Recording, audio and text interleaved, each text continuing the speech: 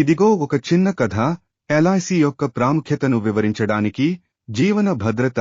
ఎల్ఐసితో వెంకటేశ్వర్లు ఒక చిన్న గ్రామంలో వ్యవసాయం చేసుకుంటూ జీవనాన్ని కొనసాగించేవారు. ఆయనకు భార్య, 2 పిల్లలు ఉన్నారు.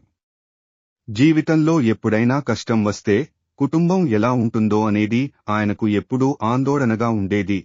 ఒకరోజు ఆయన ఎల్ఐసి ఏజెంట్ రఘును కలుసుకున్నారు. రఘు వెంకటేశ్వర్లుకు ఎల్ఐసి పాలసీల ప్రాముఖ్యత గురించి వివరించారు. వెంకటేశ్వర్లు గారు, ఎల్ఐసి పాలసీ తీసుకుంటే మీ కుటుంబానికి భద్రత కలుగుతుంది. మీరు ఉంటే మీరు కట్టుబడి ప్రీమియం కడుతూ ఉంటారు. ఏమి జరగకూడదుగాని అలా జరిగితే కూడా ఎల్ఐసి వారి కుటుంబాన్ని ఆదుకుంటుంది. వెంకటేశ్వర్లు ఆలోచించి ఎల్ఐసి పాలసీ తీసుకోవాలని నిర్ణయించుకున్నారు. కొన్ని సంవత్సరాలు తరువాత ఆయన అనారోగ్యంతో కన్నుమూశారు. ఆయన కుటుంబం ఆర్థిక ఇబ్బందుల్లో పడకుండా ఎల్ఐసి వారి బాగోగులు చూసుకుంది. ఈ కథ ద్వారా తెలుసుకున్నది ఏమిటంటే, ఎల్ఐసి పాలసీ ఒక భవిష్యత్ భద్రతగా ఉంటుందని, ఎటువంటి ఆపద వచ్చినా కుటుంబాన్ని ఆదుకుంటుందని.